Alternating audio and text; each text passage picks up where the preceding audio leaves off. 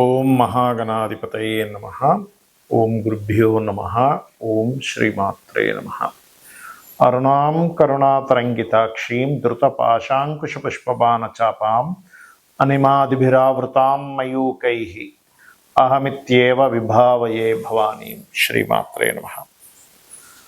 ప్రేక్షకులకి ఆ లలితాంబిక అమ్మవారి యొక్క అనుగ్రహం పరిపూర్ణంగా కలగాలని మనస్ఫూర్తిగా కోరుకుంటూ మనం ఈరోజు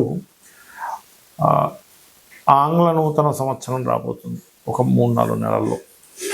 దానికి చాలామంది ఏమండి న్యూ ఇయర్ నుంచి గ్రహాలు ఎలా మారుతాయి, దానివల్ల మేము కొన్ని ప్లానింగ్స్ చేసుకోవాలి అడిగినప్పుడు నేను చెప్పింది ఏమిటంటే ఇది మనకు ప్రామాణికం కాదు, మనది ఉగాది నుంచే చూసుకోవాలని చెప్పినప్పుడు, లేదండి మేము మా లైఫ్ ప్లానింగ్స్ కొన్ని ఉంటాయి, ఈ సంవత్సరం ఇలా కానీ ఇల్లు కొనాలా వద్దా, అసలు ఉద్యోగం మారచ్చా వద్దా, ఇన్వెస్ట్మెంట్ చేయాలా వద్దా, ఇలాగ వివాహం దగ్గర నుంచి ప్రతిదీ కూడా గ్రహాలు ఎంతవరకు సపోర్ట్ చేస్తున్నాయి, సపోర్ట్ చేయనప్పుడు అది కంపల్సరీ అవుతుంది. ఒక్కోసారి ఉద్యోగం మారడం కానివ్వండి, గృహం కొనుక్కోవడం కానివ్వండి, వివాహం కానివ్వండి, ఇన్వెస్ట్మెంట్ కానివ్వండి, ఏదైనా కానీ. మరి అలాంటప్పుడు ఎటువంటి పరిహారాలు చేసుకుంటూ దాన్ని ముందుకు వెళ్ళాలి అనే విషయం తెలుసుకోవాలి కదా.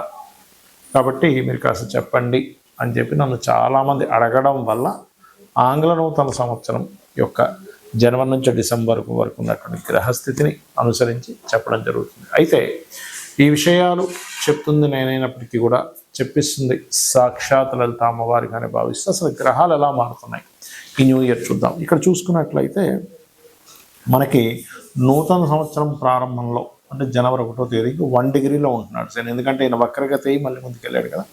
1 డిగ్రీలో ఉన్న శని జూలై 27కి 2026 జూలై 27కి వక్రిస్తాడు. వక్రించి అతని వక్రత్యాగము 10th డిసెంబర్ రోజు వక్రత్యాగం అనేటువంటిది పోతుంది, గుర్తుపెట్టుకోండి. రైట్. ఇక అలాగే మేజర్ ప్లానెట్ శని, రెండవది మేజర్ ప్లానెట్ అయినటువంటి గురువు మనకి జనవరిలో 27 డిగ్రీల్లో ఉంటున్నాడు మిథున రాశిలో. అలా ఉన్నటువంటి గురువు పర్టికులర్గా జూన్ 2వ తేదీకి కర్కాటకంలోకి అంటే ఉచ్చస్థితిలోకి వస్తున్నాడు. ఆ ఉచ్చస్థితిలోకి వచ్చినటువంటి గురువు మరలా ఎంతవరకు ఉంటాడు ఆ కర్కాటక రాశిలో అంటే 1 నవంబర్ 2026 వరకు ఉంటాడండి. అంటే 1 నవంబర్ 2026కి మళ్ళీ సింహంలోకి వెళ్ళిపోతున్నాడు. ఎందుకంటే మనకి ఆల్రెడీ 2025 సంవత్సరంలో అక్టోబర్, నవంబర్, డిసెంబర్ మాసాల్లో అతిచారంలో ముందుకు వచ్చి వెనక్కి వెళ్ళాడు ఆయన ఆల్రెడీ. అంటే అక్కడ ఒక 3 నెలలు ఆయన కాంబినేషన్ వచ్చేసింది. సో మళ్ళీ తర్వాత సింహంలో మళ్ళీ వక్రిస్తాడు. That is different thing. అది డిసెంబర్, జనవరి ఆ టైమ్స్లో జరుగుతుంది చెప్పాలంటే. రైట్. ఇక రాహుకేతువులు కూడా ఈ సంవత్సరం ఎప్పుడు మారుతున్నారు ఏమిటి అని చెప్పి చూసుకున్నట్లయితే పర్టికులర్గా ఈ రాహువు కేతువు 25 నవంబర్ 2026 వరకు సింహ కుంభరాశుల్లో ఉంటున్నారు. దాని తర్వాత ఈ కేతువు కర్కాటకంలోకి వెళ్ళడము, రాహు మకరంలోకి రావడం జరుగుతుంది. కాబట్టి ఈ యొక్క గ్రహస్థితిని అనుసరించి ఎవరెవరికి ముందుగా లగ్నమే తీసుకోండి. లగ్నం తెలియదు అనుకున్న వారు రాశి హ్యాపీగా చూసుకోవచ్చు, దీనిలో ఏమీ కన్ఫ్యూజన్ లేదు. లగ్నం ఎవరికి తెలుస్తుంది అంటే టైం ఉన్న వారికి లగ్నం తెలుస్తుంది, టైం లేని వారు రాశి చూసుకుంటారు.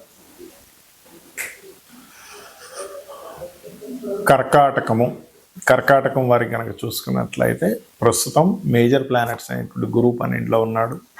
ఆ గురువు 12లో ఉన్నటువంటి గురువు మీకు జూన్ 2వ తేదీ నుంచి రాశిలోకి వస్తాడు. ఎగ్జాల్టెడ్ హౌస్ ఈ లగ్నానికి 6 మరియు 9వ అధిపతి, షష్టమ భాగ్యాధిపతి అంటారు. ఈ షష్టమ భాగ్యాధిపతి ఎప్పుడైతే గురువు రాశిలో సంచరిస్తుంటాడో ఇది ఇచ్చేటువంటి రిజల్ట్ ఏమిటి అని చెప్పి చూసుకున్నట్లయితే ఇది ఖచ్చితంగా ఒక దైవ సంబంధించిన ఆధ్యాత్మిక సంబంధించిన ఒక చక్కటి గురువు మీకు దొరకడం. ఎందుకంటే రాశిలోకి వచ్చాడుగా గురువు అంటే గురువు అనుగ్రహం. అయితే రాశిలో గురువు ఉన్నప్పుడు ఎప్పుడు కూడా కొంత స్ట్రెస్ కూడా ఇస్తాడు, ఇవ్వడం కాదు. కానీ తన ఉచ్చస్థానం కర్కాటకం ఉచ్చస్థానం కాబట్టి ఒక దైవ సంబంధించిన స్పిరిచువల్ ఇంక్లినేషన్ కానివ్వండి, దేవతా సంబంధించిన కొన్ని ఇవి కానివ్వండి మీకు జరుగుతాయి. అలాగే 2లో కేతు ఉన్నాడు కాబట్టి మీరు ఈ నవంబర్ 25వ తేదీ వరకు కూడా 2026 నవంబర్ 25వ తేదీ వరకు ఉంటాడంటే 2లో కేతు అంత తొందరగా మారడు. కాబట్టి మీరు ఎటువంటి మనీ ట్రాన్సాక్షన్స్లోని మీరు ఇబ్బంది పడకుండా చాలా బాగుండాలి అంటే మీరు చేయవలసింది ఏమిటంటే మీకు రూపాయి వచ్చినా రూపాయి ఇచ్చినా ఏదైనా కానీ మీరు ఒక్కసారి గణపతిని అలాగే సూర్య భగవాను ఎక్కువగా తలుచుకోండి. వీలైతే గణపతి ఆలయాలకు వెళ్తూ ఉండండి. కేతువు రవి గ్రహాల దగ్గర దీపారాధన చేయండి. మీరు అలా దీపారాధన చేస్తూ ఉంటే మీ ఫైనాన్షియల్ గ్రోత్ ఎలా పెరుగుతుందో మీరే చూడొచ్చు. లేదా కొంతసేపు అయినా కూర్చొని ఓం సంపత్కరీ సమారూఢ సింధుర వ్రజ సేవితాయ నమః అని చేసుకుని ఖచ్చితంగా బాగుంటుంది. అలాగే మీకు 2లో కేతు ఉంటూ అష్టమంలో రాహు ఉన్నాడు కాబట్టి అన్ఎక్స్పెక్టెడ్ థింగ్స్ ఎక్కువ ఇస్తుంటాడు శనివారాలు రాహు, లేదా రాహుకాలంలో చూసుకోకుండా చేసే పనుల వల్ల. కాబట్టి మీరు ఎట్టి పరిస్థితుల్లో రాహుకాలంలో తొందరపాటు నిర్ణయాలు పనికిరావు. అలాగే రాహు మరి 25 నవంబర్ నుంచి మారుతున్నాడుగా, కేతు లగ్నంలోకి వస్తాడు, రాహు మారుతాడు. అదేవిధంగా ఈ గురువు కూడా ఎంతకాలం ఉంటాడు మీకు రాశిలోని అంటే వెరీ క్లియర్లీ జూన్ 2 వరకు ఉంటాడు. సో జూన్ 2కి ఉంటూ జూన్ 2 నుంచి స్టార్ట్ అవుతున్నాడు, నవంబర్ 1 వరకు ఉంటాడండి గురువు లగ్నంలో. అంటే మీకు జూన్ 2 వరకు ఏమో 12లో ఉన్న గురువు జూన్ 2 నుంచి రాశిలోకి వస్తున్నాడు. రాశిలోకి వచ్చిన గురువు 1/11/2026 నుంచి 2వ స్థానంలోకి వెళ్తాడు. కాబట్టి అక్కడ నుంచి ఫైనాన్షియల్గా బాగుంటుంది. ఎందుకంటే ఇదే నవంబర్లో 25వ తేదీ ఏమో రాశిలోకి వస్తున్న కేతువు, ఇదే నవంబర్లో 1వ తేదీ ఏమో ధనస్థానంలోకి వెళ్తున్న గురువు. కాబట్టి 1 నవంబర్ నుంచి ఫైనాన్షియల్గా గ్రోత్ ఉంటుంది, ఆటంకాలు కూడా తగ్గుతాయి, కుటుంబం నుంచి దూరంగా ఉన్న వారికి అసలు దగ్గరగా అవుతారు. ఇక మీరు నిత్యము చేయవలసిన దేవతారాధన స్కందుడిని తలుచుకోండి, ఫైనాన్షియల్ గ్రోత్కి గణపతిని తలుచుకోండి, అన్ని విధాలు బాగుంటుంది. మనం జీవితంలో ఎంతో కష్టపడుతున్నా, నిజాయితీగా న్యాయంగా ఉన్న, ఒకరిని ఇబ్బంది పెట్టకపోయినా, ఎంతో హానెస్ట్గా ఉన్నా ఇబ్బందులు పడుతూ ఉంటాం. మనకు అర్థం కాదు ఏమిటిది, నేను ఎంతో మంచివాడిని కదా, ఎవరిని ఇబ్బంది పెట్టట్లేదు కదా, ఎంతో తెలివిగా ఉన్నాను కదా, అయినా నాకు ఎందుకు అవకాశాలు రావట్లేదు, నాకెందుకు ఇంత ఇబ్బంది ఉంటుంది అంటే మనకి జ్యోతిషశాస్త్రం కర్మ సిద్ధాంతం. అంటే నువ్వు ఏ కర్మనైతే చేసావో ఆ కర్మ నువ్వు అనుభవించాలి, ఇంకోరు అనుభవించేది లేదు. కొన్ని ఉంటాయి, తల్లిదండ్రులు వంశం అనుభవిస్తూ ఉండదు, కొన్ని దేవతా శాపాలు, కొన్ని పిశాచ బాధలు, ఇలా కొన్ని ఉంటాయి. అయితే ఇక్కడ మనం అర్థం చేసుకోవాల్సింది, ధనం రావట్లేదు పూర్వజన్మలో ఎక్కడో ధనపరమైనటువంటి విషయాల్లో నేను సరిగ్గా దాన్ని వినియోగించుకోకపోవడము, ఇబ్బంది పెట్టడము, అవమానించడము చేశాను ధనాన్ని, లేదా కుటుంబాన్ని సరిగ్గా చూసుకోలేదు, అప్పుడు ధనపరమైన ఇబ్బందులు వస్తూ ఉంటాయి. అలాగే అంటే కుటుంబ సభ్యుల్లో ముఖ్యంగా అన్నదమ్ములతో గొడవలు కానివ్వండి, మాతృపితృ అంటే తల్లిదండ్రులతో గొడవలు కానివ్వండి, లేకపోతే వివాహం అవ్వకపోవడం కానివ్వండి, పెట్టిన ఏ ఇన్వెస్ట్మెంట్ అయినా కలిసి రాకపోవడం కానివ్వండి, విదేశాలకు వెళ్ళాలని ప్రయత్నం చేస్తుంటే కుదరట్లేదు అనుకోండి, ఇలా ఏ కష్టమైనా ఒక ఎత్తు అయితే ధనపరమైన కష్టం మరింత ఇబ్బంది. ఎందుకంటే ఇవన్నీ కూడా ధనం ఉంటే వస్తాయి, ధనంతో మూలంగా ఉంటాయి. ఎందుకంటే కుటుంబము ధనస్థానము రెండూ కూడా చాలా బలమైనటువంటి, మంచి కుటుంబం ఉందా మనిషి హ్యాపీగా ఉంటాడు, మంచి ధన సంపాదన ఉందా హ్యాపీగా ఉంటాడు. అయితే వీటితో పాటు అనారోగ్యము, కొన్ని పిశాచ బాధలు ఇవి కూడా ఉండవని చెప్పట్లేదు. కానీ మనం మరి ఎందుకు నిత్యము పూజలు చేస్తున్నా, లేకపోతే ఎంత చక్కగా ఉన్నా ఎందుకు మనకు అనుకున్నంత రావట్లేదు అంటే, మీరు చేసేటువంటి నిత్య పూజాది విధానంలో మనకి శాస్త్రంలో ఉంది ఏమిటంటే మంత్రము, యంత్రము, తంత్రము అంటారు. అంటే మంత్రం అంటే ఏమిటి, మీరు ఏదైతే లలిత సహస్రనామాలు చదువుతున్నారో, విష్ణు సహస్రనామాలు చక్కగా భక్తితో చేస్తున్నారు, ఏ అష్టోత్తరం, లక్ష్మీ అష్టోత్తరం ఏదైనా చేస్తున్నారు, అది మంత్రం. తంత్రము అంటే ఏ పుష్పాలు, ఏ ద్రవ్యాలతో చేస్తున్నారు. మనకి శాస్త్రంలో మన కామ్యం నెరవేరడానికి ఒక్కొక్క ద్రవ్యం చెప్పారు. కొంతమంది అక్షింతలతో చేస్తే, మరి కొంతమంది ఎర్రటి పుష్పాలతో చేయండి, లేకపోతే ఫలానా పదార్థాలతో హోమం చేయండి, మీకు శత్రు బాధలు ఉన్నాయంటే ఇలాగా మిరపకాయలతో చేయండి, లేకపోతే మిరియాలతో చేయండి అని చెప్తూ ఉంటారు. అది ద్రవ్యం. సో తాంత్రికం అంటే అది. ఇక యంత్రము ఎంత గొప్పదంటే మనకి మన యొక్క కర్మని కంట్రోల్ చేసేది ఉంటుంది. అయితే మనకి మార్కెట్లో కామన్గా ఇలాంటి యంత్రాలు మనకి చక్కగా లభిస్తుంటాయి, తెచ్చుకుంటారు, పూజించుకుంటుంటారు. ఈ యంత్రానికి ఉన్న శక్తిని బట్టి అంతవరకు దాని ఫలితం ఇస్తుంది. అయితే మనకి శాస్త్రంలో చెప్పింది ఏమిటి అంటే, ఈ రకంగా ఈ ప్యూర్గా లేనట్లయితే అది అంత ఫలితం ఇవ్వదు. ప్యూర్గా ఉండాలి ఎప్పుడు కూడా.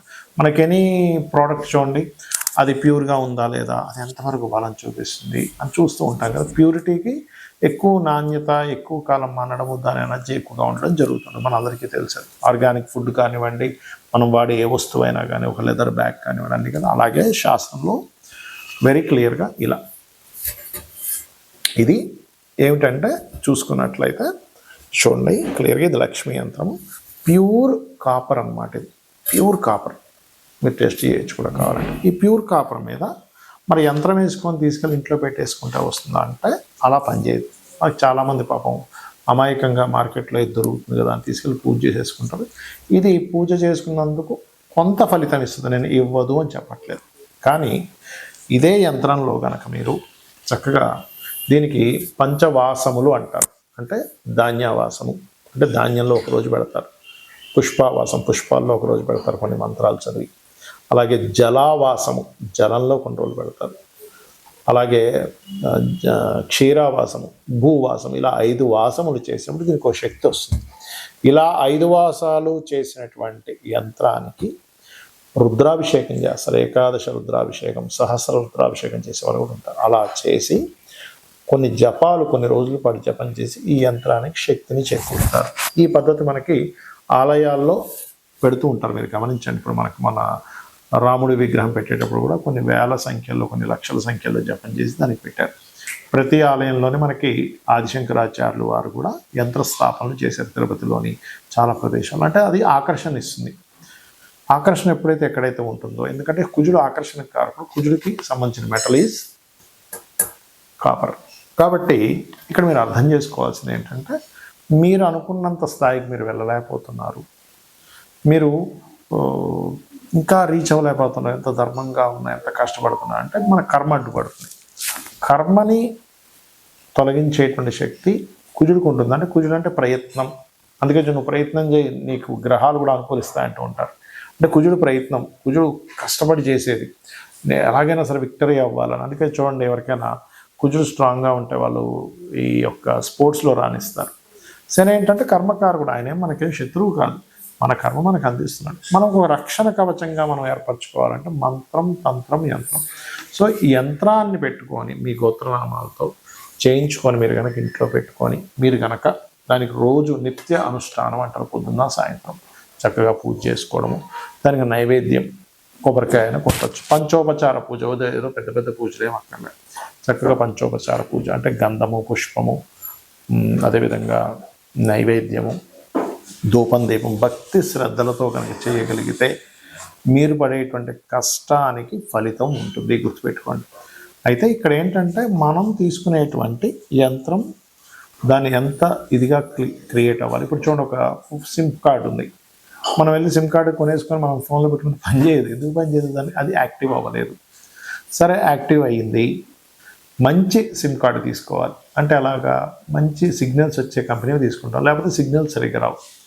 అలాగే సిమ్ కార్డు వేసుకున్న తర్వాత మళ్ళీ ఎవ్రీ మంత్ రీఛార్జ్ చేయడము, లేకపోతే ఫోన్ని ఛార్జింగ్ పెట్టడము, ఎవ్రీ మంత్, లేకపోతే దానికి డాటా కొన్ని ఉంటాయి, అవన్నీ రీఛార్జ్ చేస్తుంటాం. అంటే అలాగే మనం ఏదో ఇంట్లో యంత్రాన్ని పెట్టేసుకోవడం కాకుండా ఈ యంత్రానికి సరిగ్గా పరివార దేవతలు ఎవరు, ఎటువంటి బీజాక్షరాలు, ఎటువంటి సమయంలో యంత్రం వేయాలి, దీనికి ఎలాంటి వాసాలు చేయాలి, దాని తర్వాత మనం తెచ్చుకొని ఇంట్లో పెట్టుకున్నాక కూడా దాన్ని ఎలాగ చేసుకోవాలనేటువంటి సరైన పద్ధతి కనుక చేసినట్లయితే మనకి మన కర్మలకి మనలో కూడా బుద్ధి చైతన్యం, అంటే నేనేం చేస్తున్నానని ఒక క్లారిటీ, నేను ఎలా కష్టపడాలని ఒక క్లారిటీ, ఏ రకంగా ఉండాలనేటువంటి ఒక క్లారిటీ ఆ యొక్క అమ్మవారు మన బుద్ధి అందు ప్రవేశపెడుతుంది. తద్వారా మనం జీవితంలో కష్టాల నుంచి బయటపడగలుగుతాము. శ్రీమాత్రే నమః.